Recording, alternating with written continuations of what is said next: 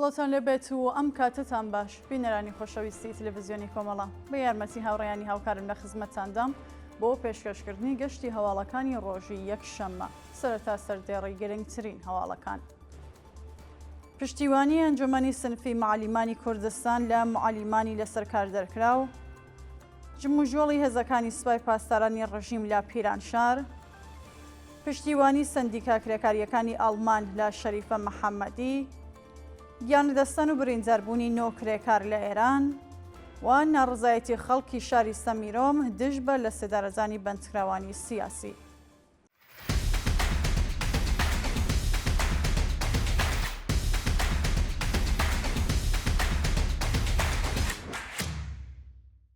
پشتیوانی ئەنجومەنی سنفی معلیمانی کوردستان لە معلیمانی لەسەر کار دەرکراو. ڕۆژی شەممە 15 خەرمانان کۆمەڵێک لە ئەندامانی ئەنجومەنی سنفی معلیمانی کوردستان لە سەقز و زیویە دژ بە سەپاندنی حکمی ناڕەوا بەسەر معلیمانی کوردستاندا کۆبوونەوە. بەشداربوانی کۆبوونەوەکە ئاماژە بەوە دەکەن کە پێویستە ڕژیمی کۆماری ئیسلامی مافی کۆبوونەوەی یاسایی و هەشتیخوازانە بە خەڵک بدات و دژ بە سەپاندنی حکمی دەرکردن و دوورخستنەوەی معلیمان ناڕزایەتیان دەربڕی. هەروەها لە بەردەوامی کۆبوونەوەکەدا جەختیان لەسەر ئەوە کردەوەکە هەموو ڕێگایەکی یاسایی سنفی و مەدەنی بەکاردێنن بۆ هەڵوەشانەوەی حکمیە و معلیمانە. جموژۆڵی هێزەکانی سوپای پاسدارانی ڕژیم لە پیرانشار. لە ڕۆژانی ڕابردوودا هێزەکانی سوپای پاسدارانی ڕژیم کەرەستێکی سەربازی زۆری ڕەوانەی ناوچە سنووریەکانی شاری پیرانشار کردووە. بە وتەی سەرچاوەکانی هەواڵ هێزەکانی ڕژیمی کۆماری ئیسلامی هێز و کەرەستەیەکی سەربازی زۆری ڕەوانەی سنووری تەمەرچین لە پیرانشار کردووە. ئەمە لە کاتێکدایەکە لە مانگەکانی ڕابردوودا ڕژیم لە دانوستنە ئەتۆمیەکانی لەگەڵ وڵاتانی ئەوروپایی و ئەمریکا شکستی هێنەوە و هەڕەشە هێرشێکی نوێ بۆ سەر کۆماری ئیسلامی لارادایە.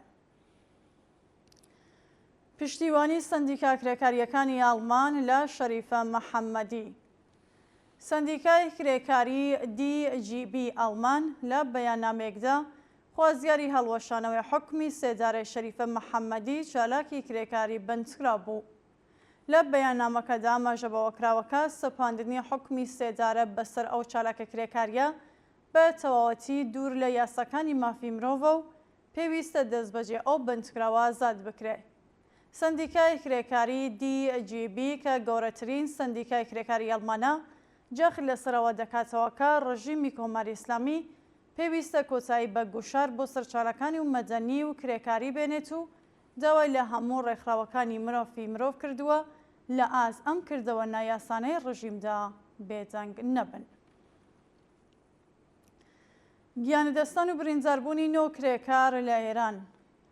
لە ڕۆژانی ڕابردوودا نۆ کرێکار لە شارەکانی تاران و شادگان بەهۆی نەبوونی منی شوێنی کار تووشی ڕوودا و بە سەختی بریندار بوون. بەپێی راپۆرسەکان 8 کرێکاری نەوت لە شاری شادگان سەر بە پارێزگای خوزستان لە کاتی کارکردنیان لە تاڵاوی شادگان تووشی ڕووداوی کاری بوون و بە سەختی بریندار و ڕەوانەی نەخۆشخانە کراون.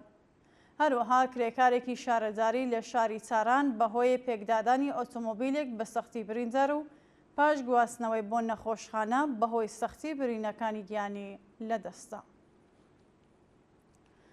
کۆبوونەوەی کرێکارانی شرکەتی نەوتی فەلات قاڕای نەسر. ڕۆژی ڕابردوو کرێکارانی شرکەتی نەوتی فەلات قاڕای شاغەڵە لە ناوچە عەمەڵیەتیەکانی نەسر بەهۆی پێنەدانی هەغدەست و مەزایە دواخراوەکانیان کۆبوونەوە و دەستیان لە کار کێشایەوە. ناڕازیان لە کۆبوونەوەکەدا بە وتنەوەی دروشم و هەڵگرتنی پلاکارد، خوازیاری بەرزکردنەوەی ئاستی هەغدەست بە پێی ڕێژەی هەڵاوسان، دابینکردنی بیمەی دەرمانی، ئەمنیەتی پیشەیی و ئیمنی شوێنی کار، پێدانی هەغدەست و مەزایە دواخراوەکانیان و هەروەها گەڕانەوەی ئەو بڕەپارە کە وەکو باش لەسەر هەغدەستەکانیان کەم کراوەسەوە بوون. بەرزڕاگرتنی یادی مهدی حەسەنی لەلایەن بنەماڵەکەیەوە. ڕۆژی شەممە 15 خەرمانان بنەماڵە و دۆستانی مهدی حەسەنی بەندکراوی سیاسی لە سێدارەدراو لە چلەی ئەو گیانبەخت کردووەدا یادیان بەرز ڕاگرت.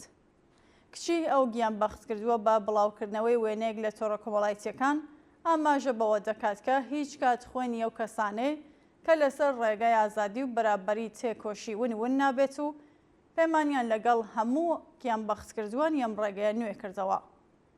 هەروەها بەشداربووان جەختیان لەسەر ئەوە کردەوەکە سەرکوتو لە سێدارەزانی بەندکراوانی سیاسی و عەقیدەتی نابێتە هۆی بێدەنگکردنی ناڕازیان و هەموو کات ڕێگەیان بەردەوام ببێت. ئازادی ڕێحانە ئەنساری نەژاد. ڕۆژی شەممە 15 خەرمانان ڕێحانە ئەنساری نەژاد ئەندامی شۆڕەی هەواهەنگی ڕێکخراوە سنفی ئەکرێکاریەکانی ئێران پاش هەڵوەشانەوەی حوکمی زیندانەکەی لە زیندان ئازاد کرا. ناوبراو مانگی خەزەڵوەری 1402 بەمبەستی تێپەڕاندنی حوکمی 4 ساڵ زیندان کە بە تۆمەتی هەوڵدان بۆ تێکدانی ئەمنیەتی وڵات بەسەری دەستەپێنرا بوو بۆ زیندانی ئەڤین ڕاگوێزرا. ئەو چالاکە کرێکاریە پاش تێپەڕاندنی 2 ساڵ لە ماوەی بەندکرانەکەی پاش هەڵوەشانەوەی بەردەوامی حوکمەکەی ڕۆژی ڕابردوو لەو زیندانە ئازاد کرا. دووە هەواڵ ناڕزایەتی خەڵکی شاری سەمیرۆم دژ بە لە سێدارەزانی بەندکراوانی سیاسی. شەوی شەممە 15 خەرمانان لاوانی شاری سەمیرۆم سەر بە پارێزگای ئیسفەهان با گردانی بەنرە حکوومەتیەکان دژ بە لە سێدارەزانی بەندکراوانی سیاسی ناڕزایەتیان دەربڕی. لاوانی ئەو شارە با بڵاوکردنەوەی تراکت و هەروەها سووتاندنی وێنەی خامنەیی لە بەردەم ئێدارە حکوومەتیەکانی ڕژیم خوازیاری هەڵوەشانەوەی حوکمی سێدارەی بەندکراوانی و هەروەها کۆتایی هێنان بە سەرکوتی ناڕازیان لە ئێران بوون. شایانی باسا ڕۆژی ڕابردوو مێهران بەهرامی لە دەستبەسەرکراوانی شۆڕشی ژنجیان ئازادی لە زیندانی ئەو شارە بە تۆمەتی شۆڕشی چەکداری دژ بە ڕژیم لە سێدارەزرا و هەروەها برای ئەو ئیعدام کراوەش مەترسی لە سێدارەزانی لەسرە. بینەرانی خۆشەویست هەواڵەکانتان پێشکەشکرا هەر شاد وەسف دەبێت.